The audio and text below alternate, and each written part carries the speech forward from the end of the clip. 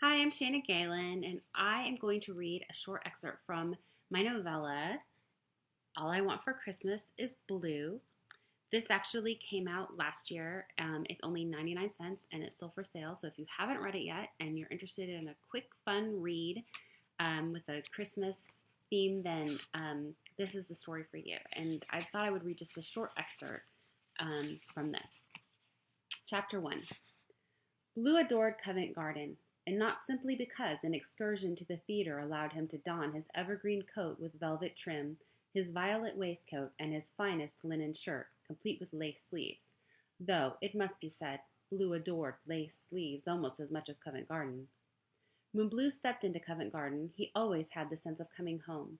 The smell of lemon polish on the seats mingled with the sense of sawdust and paint from the creation of the elaborate settings. The operas were almost always superb, and when he attended, very nearly every night, he often preferred standing outside his box, closing his eyes and listening to the singers' voices drift through the walls of the theatre. And the applause. Even if it was not for him, Blue could appreciate heartfelt applause. Mostly, however, Blue came for the opera singers. They were a notoriously loose lot of women and men, and Blue found them infinitely amusing. The men preened and the women strutted. The show backstage was as dramatic as that to which the audience was privy. Having lent his applause to that of the rest of the audiences at the end of the performance, Blue anticipated the backstage performance now as he made his way into the bowels of the theater to where the singers shed their costumes and their stage characters. Blue's blood thrummed in his veins with anticipation. He had his eye on one opera singer in particular. If he were fortunate, he'd take her home tonight. How he'd enjoy waking up in the morning to the spill of her brown red hair on his pillow, her lovely dark eyes full of lazy pleasure. As he passed the costume room, several chorus singers in various states of undress waved at him. Ladies, he tipped his hat. Lord Ernest, do come and say hello, one topless wench pled. Why do you run off? Another in little more than a chemise called after him. My lord, we don't bite, a third said. Too bad, Blue murmured to himself, walking on without a backward glance.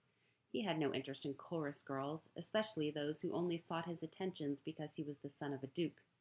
He was the sixth son of the Duke and Duchess of Ely, the 10th of 11 children. The country was positively infested with progeny of his ducal father. Blue could scarcely keep up with his siblings' comings and goings, and they took no more interest in him than the chorus singers, who called him Lord Ernest, when anyone who knew him understood immediately that he preferred to be called Blue. Helena liked to remind him that Blue was a code name, not his Christian name. One did not choose one's Christian name, however, and he had chosen, or at least sanctioned, his code name, which had been conferred in honor of his startling blue of his eyes. He rounded the corner, entering a hallway teeming with gentlemen, armed with Christmas roses and kissing boughs. Fighting his way through the throng, he shouldered past 2 dressing rooms and tumbled to a stop before the third. Entry into the room was not an option, as men spilled from it like ducklings from a nest. Men similarly overflowed from the other 2 rooms, that of the other female lead and the last currently housing the male lead. Blue did not begrudge these performers their admirers. Helena, however, was his. Putting his hand to his mouth, Blue called, Look over there! Is that Princess Charlotte? He made a flourishing bow. Your Royal Highness. The next moment, Blue was all but run down by men scampering to have a look at the daughter of the Prince Regent and Caroline of Brunswick. She went that way. As one, the men turned and followed his pointed finger. Blue straightened his cravat. Opera singers are not the only ones who can act. Opera singers act, a light melodic voice asked. High praise indeed. Blue swept into Helena's dressing room, closing the door firmly behind him. She raised a brow and turned back to the mirror of her dressing table, where she was seated.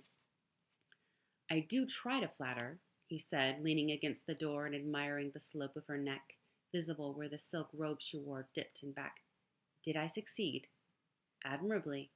She wiped the last of the stage makeup from her lips, leaving them rosy but no longer stark red. Her dark eyes met his in the mirror. What do you want in return? Blue pushed away from the door and crossed the room in 2 strides. With measured movements, he removed his gloves, ignoring the way his hands shook with anticipation, and placed his fingers on her neck. He trailed his fingers over the exposed flesh of her shoulders, pleased as goose flesh gooseflesh appeared in his wake. Not much, he murmured, attempting desperately to still his trembling fingers. No matter how often he touched her, how many times he caressed her, each time seemed like the first. Since we are alone, I thought I might steal a kiss. And that's from All I Want for Christmas is Blue.